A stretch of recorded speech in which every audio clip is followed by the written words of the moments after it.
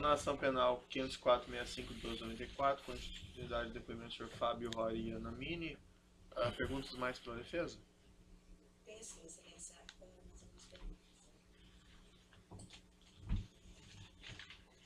Fábio, você disse que quando a OAS assumiu o empreendimento da Bangkok, o cooperado fazendo a opção pela adesão, era assinada a promessa de compra e venda. Então, esse cooperado virava um cliente e passava a ser um promissário comprador. Correto. E também você explicou que essa unidade somente era transferida formalmente quando o cliente fazia a quitação. Isso, correto. Internamente, não para fins formais externos da empresa, internamente, esse cliente era tratado como proprietário? Sim, sim.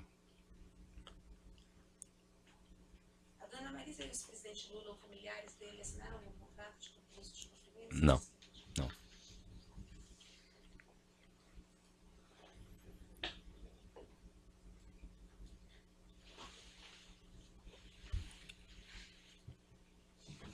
Em algum momento, desde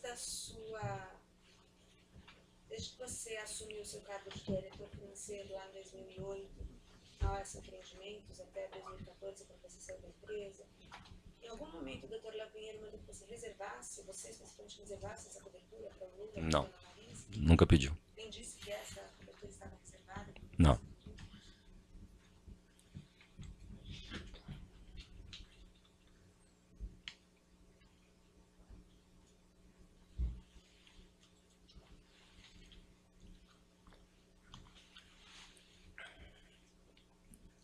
Sobre a visita, acho que você já esclareceu bem detalhadamente como aconteceu a primeira visita que você esteve presente, mas eu gostaria de saber qual foi a sua impressão sobre essa visita. Se você entendeu que realmente ali estava sendo apresentada uma venda, se você entendeu que havia propriedade de um imóvel, se você entendeu, enfim. Qual foi a sua impressão? O senhor pode até falar da impressão, mas o senhor vai ter que definir os motivos da impressão. Ok. Pela ordem, Questão de você opinião. não fez perguntas subjetivas e não houve nenhum... Doutor, Não, não, não fiz houve nenhuma pergunta sobre subjetiva. impressão, Doutor. Não teve Não. sobre impressão, Fez não, perguntas doutor. subjetivas. Doutor, a Não. audiência está aqui Só a mesmo gente tranquila, puxar o doutor. vídeo, fez Não, perguntas sobre subjetivas, impressão, não foi não. interrompido. Doutor, tá. Aham. Tá bom. Mais alguma pergunta, então?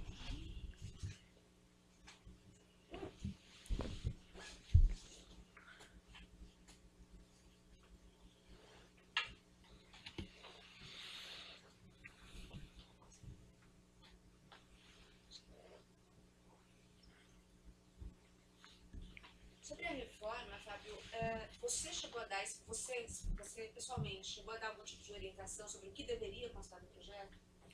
Não. Eu fiz um pedido amplo, né, de que para fazer a reforma, para fazer o projeto, não tem, até porque não tinha muito o que contribuir com relação ao projeto. Então não fiz um pedido específico que eu tenha lembrança aqui sobre como deveria ser o projeto. Você determinou que fosse contratada a empresa talento ou a Kitchens? Não.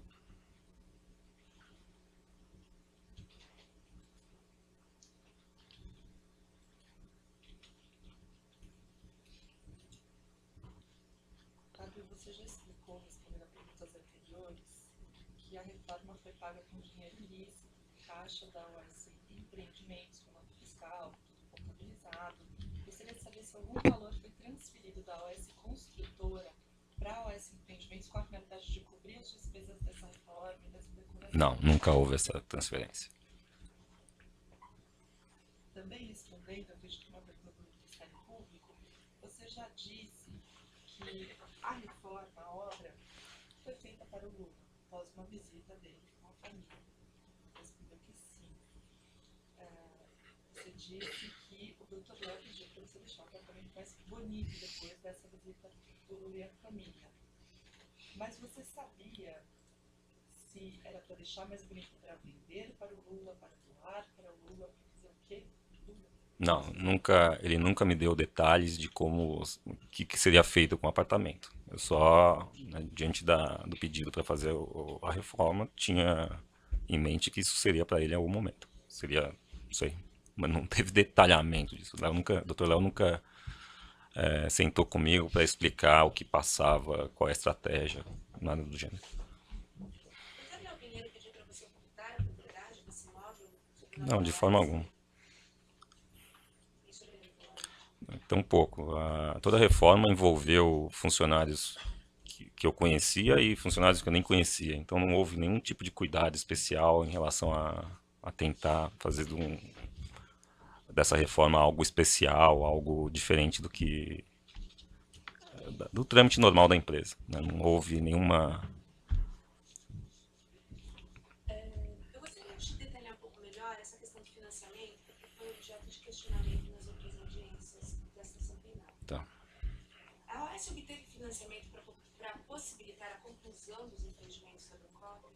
Não, nunca houve uma captação ou algum financiamento específico para atender a Bancop. O que houve, no caso específico aqui do Solaris, a empresa tinha feito uma captação de debêntures com o propósito de financiar a construção de projetos.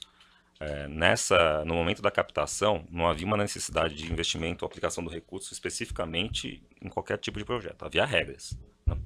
O Solaris, ele se enquadrava nas regras que haviam sido previamente acordadas com o tomador da debênture. E os recursos foram utilizados para fazer o financiamento, assim como em outros projetos também. Ou seja, não havia vinculação inicial dos recursos a um determinado projeto. Correto. Então, como que era decidido internamente quais empreendimentos receberiam os recursos captados? Era uma decisão conjunta da área financeira com a área comercial, né, a diretoria de incorporação, e com o presidente, porque os recursos da debênture e outros tipos de financiamento têm suas peculiaridades. Então, mostrava-se a conveniência ou não de se utilizar os recursos da debênture, nesse caso, né, no projeto que a gente do Solaris em si. E o imóvel em si, o empreendimento, as suas unidades, eram dados em garantia quando se recebia esses recursos advindos da debêntures ou quando se decidia pela utilização desses recursos especificamente no empreendimento? É isso. Os recursos da debênture, quando captados, eles ficavam numa conta que tinha um administrador dessa conta que não era da empresa, para justamente tentar para ter certeza que os recursos seriam utilizados conforme as regras estabelecidas na própria escritura da debênture. O projeto tinha que ser enquadrado, então mandava-se um descritivo dos projetos com as características principais e o agente fiduciário, se não estou enganado, ele certificava que atendia aquilo que tinha sido combinado anteriormente. Feito isso, havia uma possibilidade de se financiar o projeto com esses recursos, né? Nesse momento, quando se iniciava a utilização dos recursos, para que se obtivesse a liberação desses recursos, dava-se o imóvel em garantia. E essa garantia perdurava até quando? Esse imóvel em garantia perdurava até quando? O imóvel ficava em garantia até que a parcela da dívida associada a esse projeto fosse quitada. Então, Com a quitação se entregavam as chaves, é isso? com a quitação dos clientes, né, cada cliente que fosse quitando ia liberando um pedaço dessa dívida associada ao projeto. Quando 100% dos clientes, ou aqueles clientes necessários para pagar a dívida do projeto, tivessem pagos, o empreendimento como todo era liberado E a unidade especificamente, ela era liberada tão logo aquele produtor de computador quitasse a sua dívida? Sim, sim. Eu gostaria de falar sobre o VGV, que também foi um assunto que foi levantado aqui pelo Ministério Público. A denúncia afirma, na página 129, Fábio, que os diretores da OAS Empreendimentos eram cobrados pelo Conselho de Administração da empresa de acordo com o VGV. Você, Fábio, como diretor financeiro da empresa entre os anos de 2008 e 2011, foi cobrado de acordo com o VGV? Nunca fui cobrado em relação à VGV, até porque não tinha qualquer ingerência sobre desenvolvimento, sobre aquisição ou sobre até gestão de qualquer projeto. Então não era cabível para o diretor financeiro ter essa métrica como meta. Entendi. O VGV é valor geral de vendas, né? Correto. Ou seja, ele está, como você acabou de colocar, ele não está atrelado à função de diretor financeiro. Correto. Ele está atrelado a quais funções? O VGV, na verdade, é só o potencial de vendas que um determinado projeto tem, né? O que eu acho que a afirmação aqui é que a empresa teria uma meta de lançamento de projetos que totalizassem um determinado VGV, né? Essa meta, quem tinha um objetivo aqui de conseguir desenvolver um projeto e lançar um determinado valor de VGV, era a empresa, o seu presidente e as diretorias regionais, que eram aquelas que propunham os projetos, adquiriam os projetos. Caráter comercial. A área financeira é uma área de suporte, né, aos negócios. Ela tinha outras metas, mas não era uma meta de desenvolvimento de negócio. O VGV é um número, é isso? É um número. Dentro do VGV, essa soma total dos projetos da empresa, estão incluídas as vendas futuras. Correto. Vou corrigir. Dentro do VGV está o potencial de vendas de todas as unidades de um projeto. Ou seja, é um projeto que tem um potencial de vendas no meu exemplo anterior era se tivessem 10 unidades a 100, seria de 1.000. Né? Então, ou seja, aquelas unidades que estão reservadas, elas têm potencial de venda. Sim. Então, elas aparecem como... Elas não têm impacto nenhum no VGV. Se ela está reservada, um dia ela vai ser vendida. Ela é igual a estoque? Ela é estoque. Do ponto de vista do diretor financeiro que está acompanhando isso, a unidade está reservada ou não, pouco importa. Eu estou vendo lá uma unidade em estoque. Ou seja, olhando apenas o VGV, seria possível deduzir que existem reservas de apartamentos cujas vendas ainda não se realizaram? Não, não.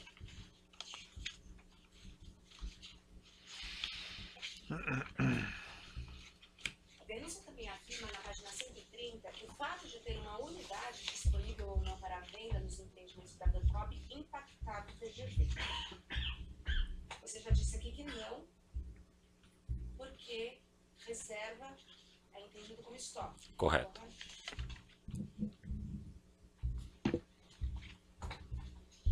Bom, então, para concluir, unidade reservada é unidade em estoque, é igual a unidade em estoque, ou seja, olhando o VGV, não é possível deduzir que a reserva de unidade em um empreendimento. Correto. E você, como diretor financeiro, não era cobrado pelo VGV? Não, de forma alguma. Não tem mais perguntas, muito obrigada. Certo. Dois esclarecimentos aqui do juiz, muito rapidamente. Na verdade, nesse apartamento 164A foi colocado um elevador privativo? Foi colocado. E da onde que surgiu a ideia de colocar um elevador privativo? Olha, eu acho que até quando houve essa discussão em relação ao problema das escadas e tudo mais, eu acho que surgiu essa ideia. No projeto que eu já enviei para o Dr. Léo para aprovação, já constava o elevador. Até porque eu acho que sugestão, não sei se foi do Dr. Léo ou de alguém. O senhor pode me explicar essa história das escadas melhor? Quando que surgiu esse debate? Não, sobre as na escadas? própria visita, Ah, também foi a primeira vez que eu tinha visitado, que eu visitei o apartamento. E única, com o Dr. Léo. A escada que dava acesso aos outros andares, eu acho que era muito estreita, muito apertada. E foi feita essa observação. E quem fez a observação? Eu acho que era notório lá que houve, não lembro se o próprio Dr. Léo comentou alguma coisa que a escada era estreita. E eu acho que foi no âmbito dessa discussão que houve depois, posteriormente, o pedido para que se colocasse o elevador. Eu acho que foi isso. Pedido de quem? Dr. Léo. Dr. Léo para mim. Mas esse pedido surgiu lá naquela visita? Né? Não foi durante a visita. Mas já constava no projeto que eu mandei para ser aprovado com ele. Certo, mas de quem foi a iniciativa de colocar o elevador? Foi sua? Não, acho que surgiu, Dr. Léo, não tenho...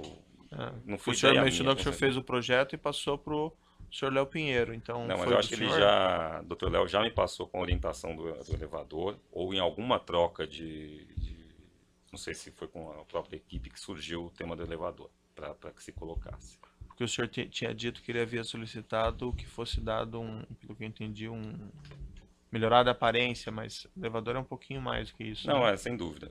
Eu confirmo isso, só estou dizendo que não sei exatamente o momento em que houve o pedido pelo elevador. Se foi... eu sei, o que eu posso dizer é que o projeto que eu enviei para aprovação, do Dr. Léo, constava o elevador. Bom, eu indaguei ao senhor, o Ministério Público faz essa afirmação que esse apartamento não foi colocado à venda pela OS em qualquer momento, desde que ela assumiu o empreendimento da Bancop.